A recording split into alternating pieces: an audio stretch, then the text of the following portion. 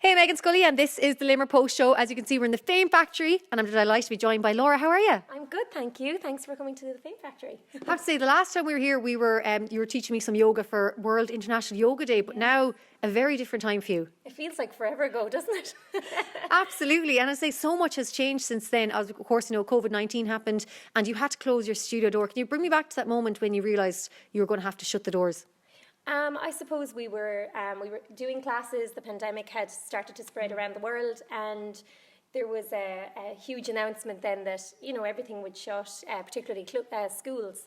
So we pretty much followed in line with schools locally, and we shut our doors. And for about 3 weeks, we kind of worked hard behind the scenes. And we said, how are we going to make this work? The children were missing it. I was missing the children. And it is very much like a family here. We have kids that travel from all over Limerick City and County to come to classes every week. Some of them come for, one class. Some come for 3 or 4. So, we launched online. So we went online with Zoom. And some of the children were logging in 3-4 days a week to take classes.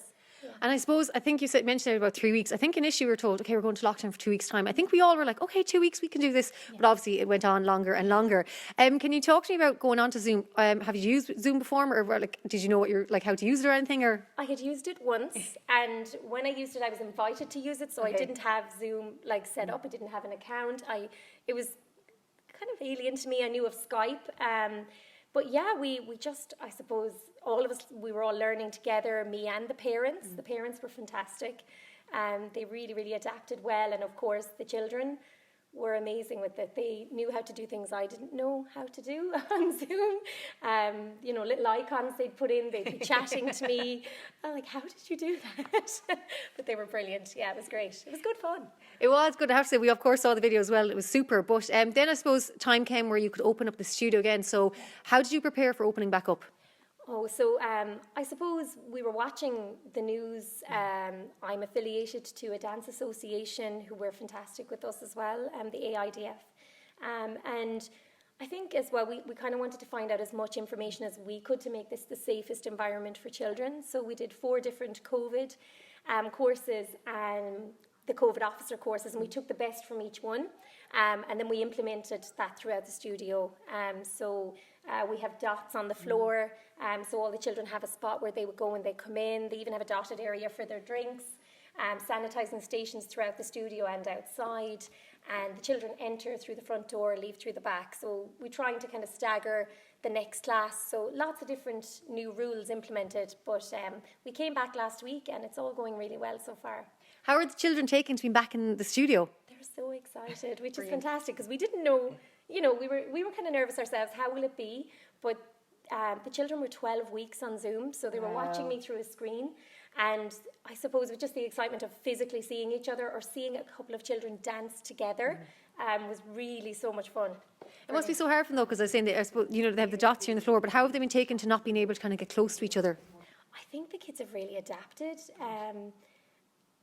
I don't know, I think children are so compliant if they're guided and if their parents are already, have gone through some things for their general outside of dance class, and then we take them through when they come in, if you want to go to the toilet, procedures, or, make sure to clean your hands, no holding hands, that sort of thing.